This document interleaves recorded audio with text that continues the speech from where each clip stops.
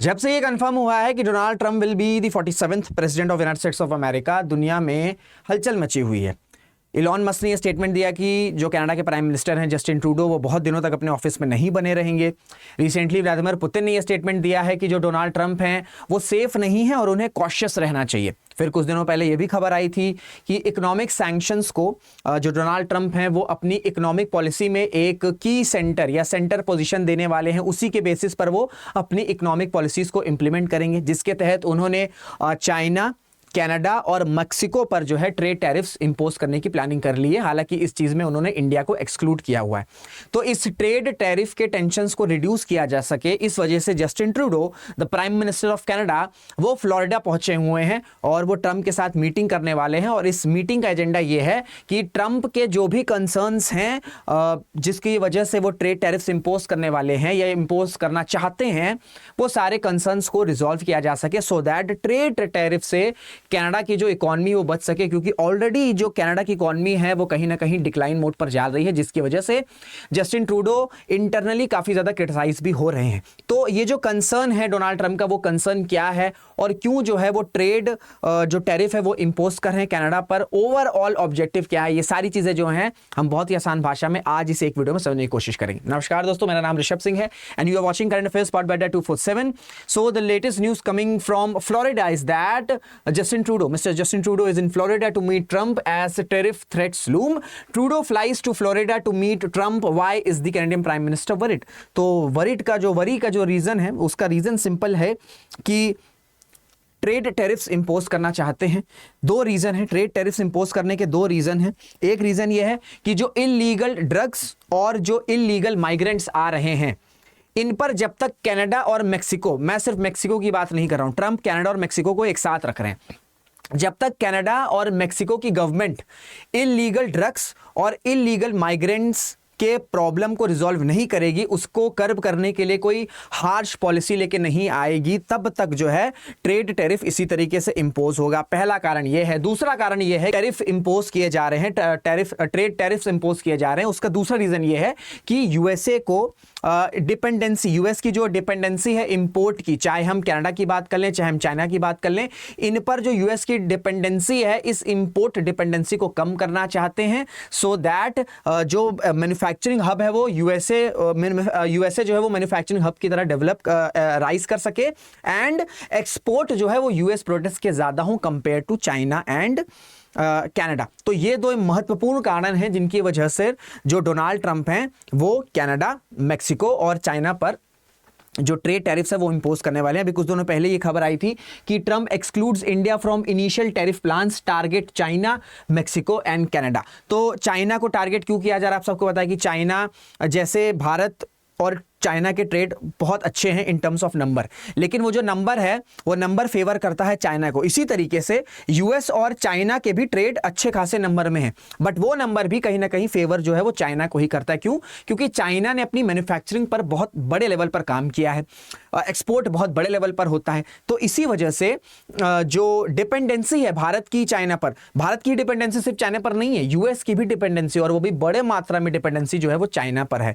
तो ये डिपेंडेंसी को कम किया जा सके, चाइनीज एक्सपोर्ट्स, चाइनीज इंपोर्ट्स को कम किया जा सके, चाइनीज प्रोडक्ट्स के मार्केट में डिमांड को, ठीक है, चाइनीज प्रोडक्ट्स का जो डिमांड है यूएस के मार्केट में उसे कम किया जा सके। क्योंकि ऑब्वियसली बात है जब टैरिफ्स लगेंगे, ठीक है, अगर कोई प्रोडक्ट आ रहा है वो 100 रुपए का, उस पर अगर एक्स्ट्रा ट्रेड टैरिफ लग जाएगा तो वो 500 रुपए का हो जाएगा।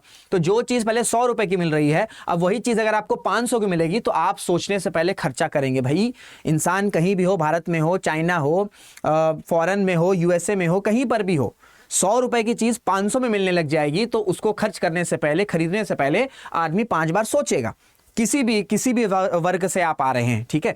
तो इसी चीज से डिमांड लोगों की कम, चाइनीज प्रोडक्ट की डिमांड कम हो सके, दैट्स व्हाई ट्रेड टैरिफ जो इंपोज किया जा रहा है। मेक्सिको पर क्यों किया जा रहा है? भैया मेक्सिको से आपको पता है कि सबसे ज्यादा जो माइग्रेंट्स हैं वो मेक्सिको से आते हैं, लैटिन अमेरिकन कंट्रीज से आते हैं। तो मेक्सिको की सरकार जब तक हार्श पॉलिसीज लेकर नहीं आएगी तब तक इन पर ट्रेड टैरिफ लगाएंगे।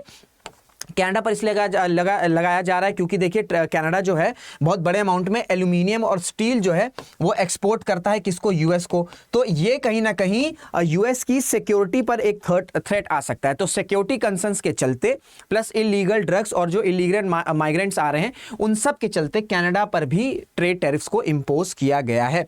देखिए ओवरऑल ट्रेड की जो पॉलिसी होने वाली है ना डोनाल्ड ट्रंप की, वहां पर आप देखेंगे कि इकोनॉमिक सैंक्शंस लगने वाले हैं।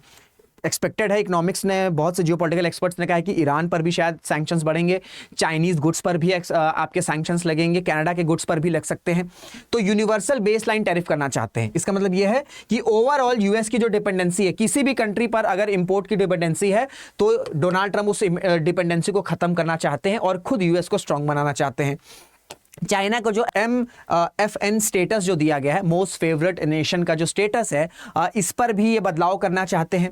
चाइनीज इंपोर्ट्स को पूरी तरीके से यूएस के मार्केट से गायब करना चाहते हैं, फेज आउट करना चाहते हैं। रेसिप्रोकल ट्रेड एक्ट करना चाहते हैं, जिसके तहत ये है कि उन कंट्रीज जहां पर यूएस के इंपोर्ट्स ज्यादा हैं उन कंट्रीज के प्रोडक्ट्स पर हायर ड्यूटीज लगाई जाएगी। जब हायर ड्यूटीज लगाई जाएगी तो डिमांड तो वही है, लेकिन सप्लाई जो आ रही है वो महंगी आ रही है। तो अल्टीमेटली फिर यूएस की कंपनीज जो है वो मैन्युफैक्चरिंग पर ध्यान देंगी। अल्टीमेटली फिर यूएस की मैन्युफैक्चरिंग बढ़ेगी और फिर यूएस का एक्सपोर्ट्स भी बढ़ेगा और यूएस की लोकल एम्प्लॉयमेंट भी बढ़ेगी। ये आपका रेसिप्रोकल ट्रेड एक्ट का आइडिया है। सो सिंपल ट्रेड टैरिफ्स का ऑब्जेक्टिव है कि कैसे ना कैसे करके यूएस की डिपेंडेंसी को कम किया जाए।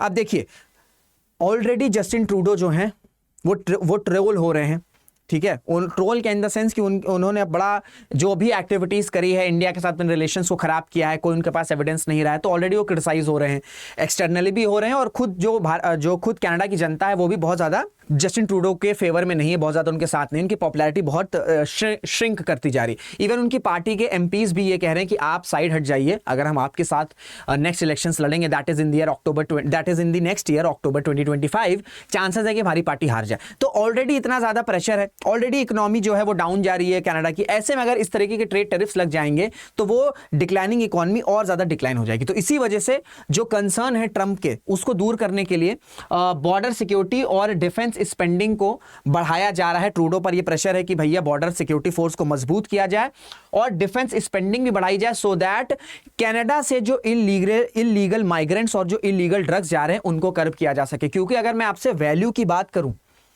तो दुनिया में one of the largest bilateral trade है between USA and Canada and the value is $900 billion a year, ठीक है। जिसमें जो कनाडा है वो यूएसए के लिए सबसे बड़ा एक्सपोर्टर है या सबसे बड़ा सप्लायर है क्रूड ऑयल का, प्लस स्टील और एल्यूमिनियम, आयरन ओर, इन सब के भी जो एक्सपोर्ट हैं या जो सप्लाईज है वो कनाडा यूएस को करता है।